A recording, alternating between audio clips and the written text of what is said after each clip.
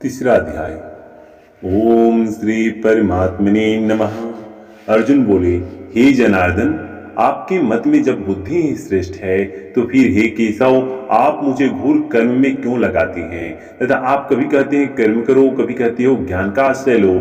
आपके इन मिले हुए वचनों से मेरी बुद्धि मोहित सी हो रही है, इसलिए एक निश्चित बात कहिए जिससे मैं कल्याण को प्राप्त हो जाऊं। भगवान बोले, हे निष्पाप अर्जुन, इस मनुष्य लोक में दो प्रकार से होने वाली निष्ठा मेरे द्वारा पहले की गई है।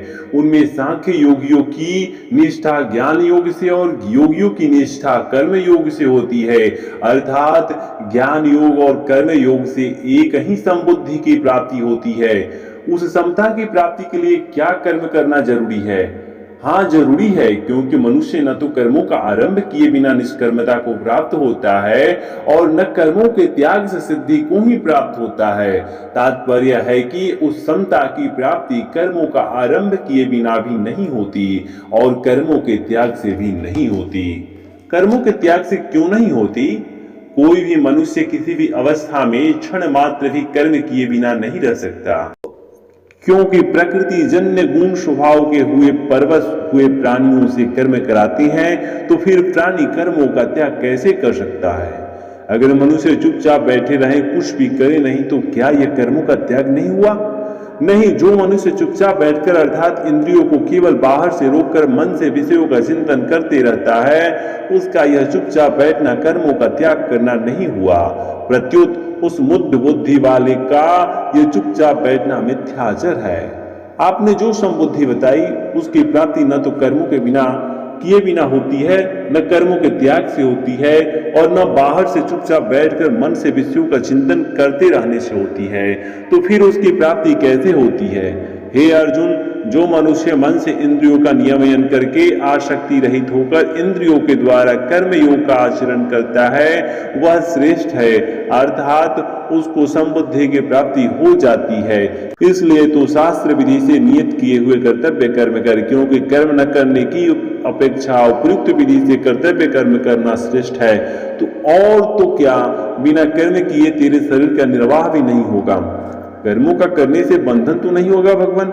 नहीं, यज्ञ को केवल अपने लिए करने से ही मनुष्य कर्मों में बंधता है। इसलिए हे कुंती नंदन, तू आसक्ति रहित होकर यज्ञ को केवल कर्तव्य परंपरा सुरक्षित रखने के लिए ही कर। मैं कर्म करूं ही क्यों? अरे भैया, सर्ग के आरंभ में पितामह ब्रह्मा जी ने भी यज्ञ सहित मनुष्यों की रचना करके उनसे यही कहा था कि तुम लोग इस कर्तव्य कर्म रूप यज्ञ के द्वारा बुद्धि को प्राप्त हो। यह यज्ञ तुम लोगों को कर्तव्य पालन की आवश्यक सामग्री प्रदान करने वाला है।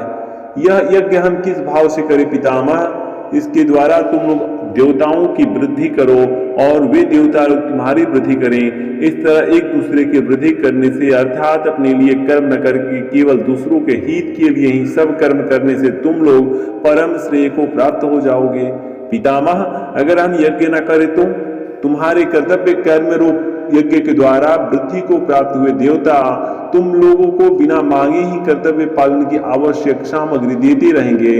परंतु अगर तुम लोग उस कर्तव्य पालन की सामग्री से देवताओं की पुष्टि न करके स्वयं ही सुख आराम भोगोगे तो तुम चोर बन जाओगे। इस दोष से कैसे बचा जाए भगवान?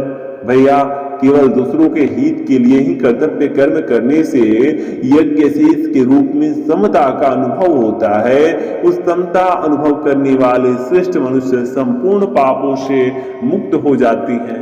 परंतु जो केवल अपने सुख आराम के लिए ही सब कर्म करते हैं, तो पापी लोग तो केवल पाप ही कमाते हैं। भगवान, अभी आपने कर्तव्य कर्म के विषय में ब्रह्मा जी की आज्ञा सुनाई, पर कर्तव्य कर्म के विषय में आपका क्या कहना है?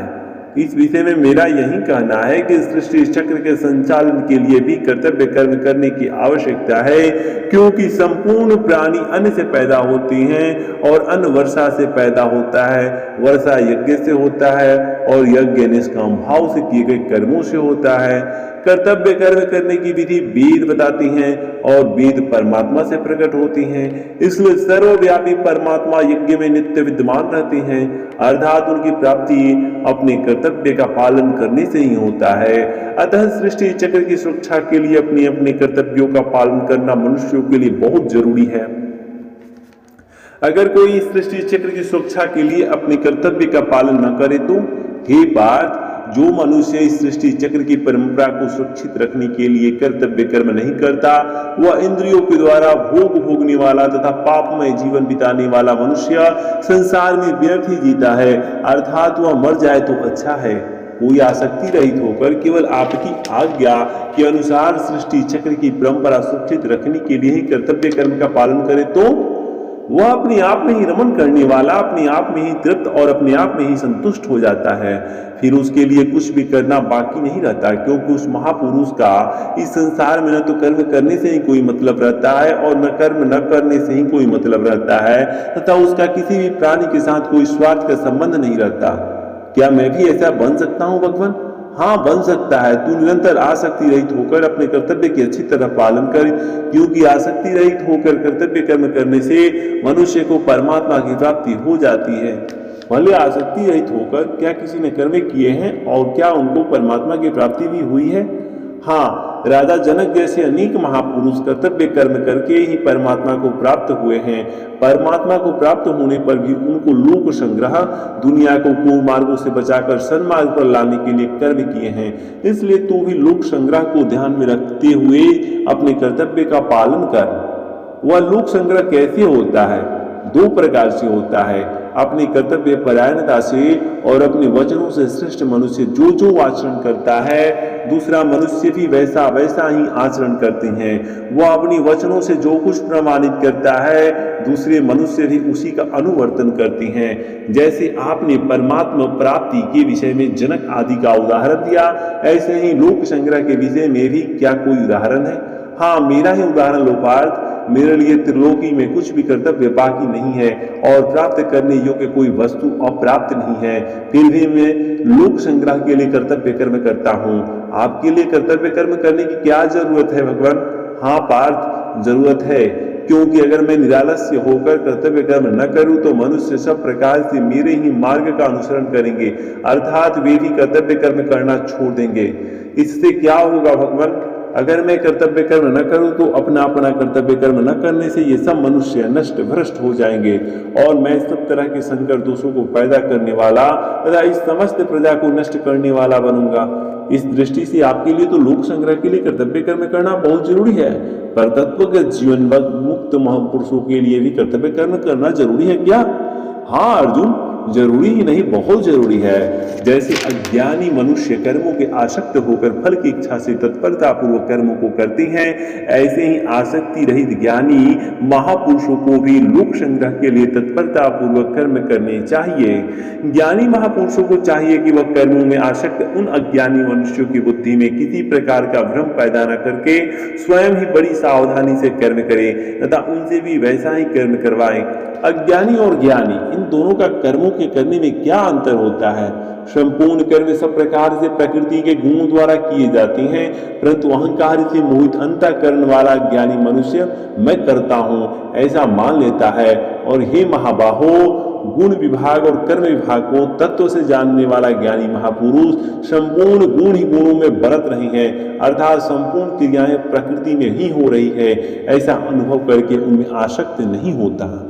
जितनी जिम्मेवारी आप पर है उतनी जिम्मेवारी क्या ज्ञानी महापुरुषों पर भी होती है? नहीं, ज्ञानी महापुरुष ज्ञानियों की तरह कर्म न करे तो कोई बात नहीं, पर वह किसी भी रीति से कम प्रकृति जन्य गुणों से मोहित और गुणों तथा कर्मों में आसक्त अज्ञानियों को विचलित न करे। पर मैं तो विचलित हो जाता हूँ भगवान, क्या करूं?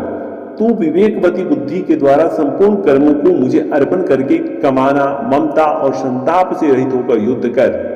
संपूर्ण कर्तव्य कर्मों को आपके अर्पण करने से क्या होगा? जो मनुष्य दोष दृष्टि से रहित होकर श्रद्धा पूर्वक सदा मेरे इस मत के अनुसार चलता है, वे भी संपूर्ण कर्म के बंधन से मुक्त हो जाते हैं। परंतु जो आपके मत के अनुसार नहीं चलते, उनका क्या होता है? जो मेरे इस मत में दोष दृष्टि करके इसके अनुसार नहीं चलते, उन संसारिक ज्ञान में मोहित और परमार्थिक ज्ञान से रहित अविवेकी मनुष्यों को तुम नष्ट हुए ही समझो। आपके मत के अनुसार न चलने से उनका नाश क्यों नहीं होता? ज्ञानी तो अपने राग द्वेष रहित शुद्ध स्वभाव के अनुसार क्रिया करता है, परंतु ये मनुष्य अपने राग द्वेष युक्त दूषित स्वभाव के अनुसार कर्म करते हैं। इसलिए शास्त्र मर्यादा के अनुसार कर्म करने में उनका वश नहीं चलता, जबरदस्ती नहीं चलती।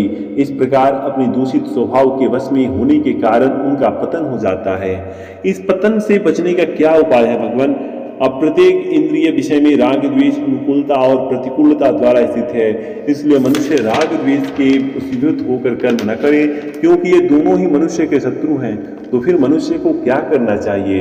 अपने धर्म का पालन करना चाहिए। गुणों की कमी वाले भी अपने धर्म श्रेष्ठ हैं। अपने धर्म का पालन करते हुए यदि मृत्यु भी हो जाए तो वह कल्याण करने वाला है, परंतु दूसरों का धर्म कितना भी गुण वाला होने पर भी भय को देने वाला है। अर्जुन बोले, जब अपने धर्म का पालन करना ही श्रेष्ठ है तो फिर मनुष्य न चाहता हुआ भी बलपूर्वक लगाए हुए समान किससे प्रेरित होकर अधर्म का पाप का आचरण करता है? भगवान बोले, रजोगुण से उत्पन्न होने वाले काम को ही तू पाप करने वाला समझ।